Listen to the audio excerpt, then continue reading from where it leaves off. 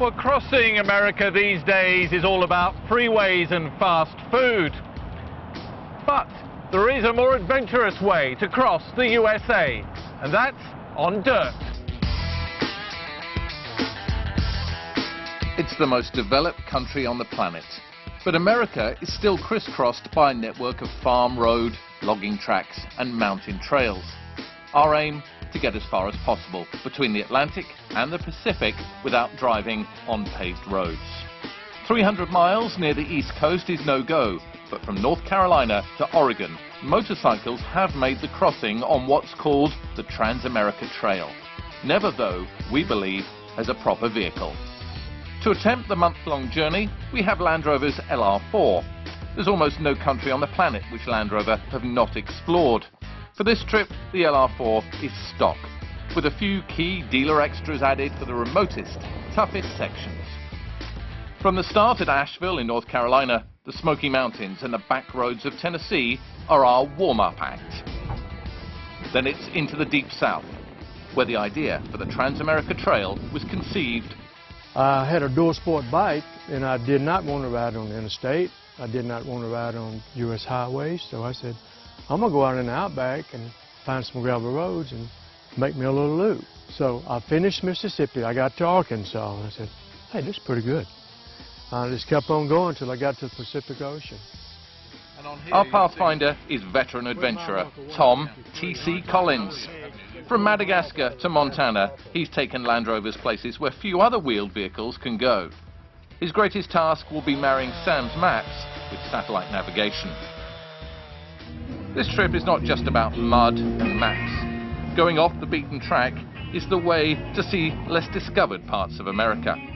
On our trail is Clarksdale, home of the Mississippi Delta Blues, and home to film star and blues club owner Morgan Freeman. And we would say, I've never been to Mississippi. I said, well, you should come. Blues started out in cotton fields, and people working in those cotton fields, they would sing. We call it field holler. We would see people in Clarksdale, tourists, and the universal question generally was, where can we hear some blues? So that's when we decided to build a blues club. Now, this is the original Delta Blues.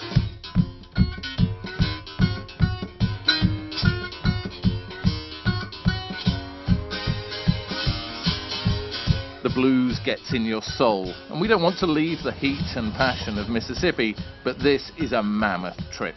The Ozarks and the prairies lie before us.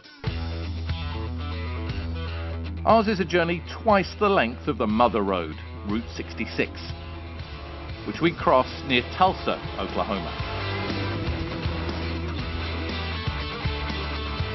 110 years before us, the first car drove across the USA. It took Messrs. Jackson and Crocker 63 days. On dirt, of course. But I feel more of a symmetry with the pioneers and stagecoaches who opened up the West. The mighty Mississippi feels a world away. The natural barrier to our progress now is the towering Rocky Mountains. It's TC's home state. Good thing he knows the way. But one wheel wrong and you're flying, not driving. We're on the approach to Black Bear Pass, approximately 12,800 feet. It's a pass that is terrifying to a lot of people. Huge drop-offs, K-turns on switchbacks with 1,000-foot drop-off.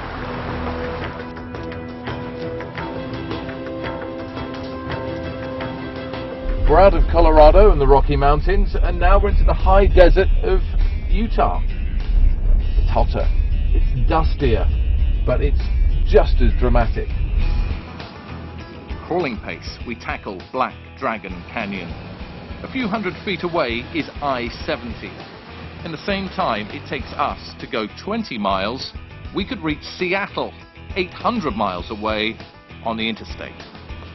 The desert is a place few animals and even fewer humans can endure. Outside Moab, we meet a man who has tunneled underground to survive the heat. This is the cave, living in the rock. About 68 to 72 year-round. Doesn't matter what's going on outside. Plus, the other thing is there is no maintenance on this house and the roof don't leak.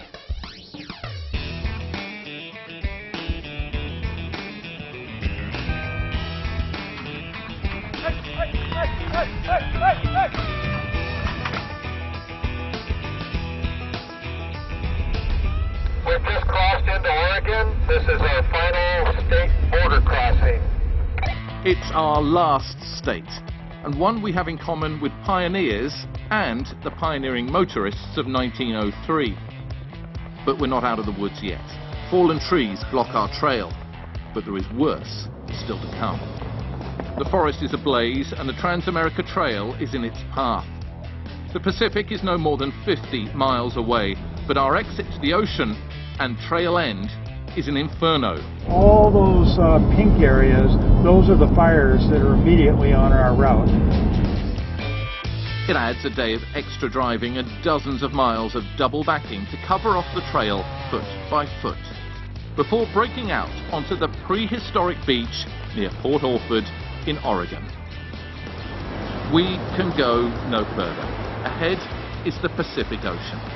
We are 4,375 miles from our start, and the same distance ahead is Tokyo, Japan.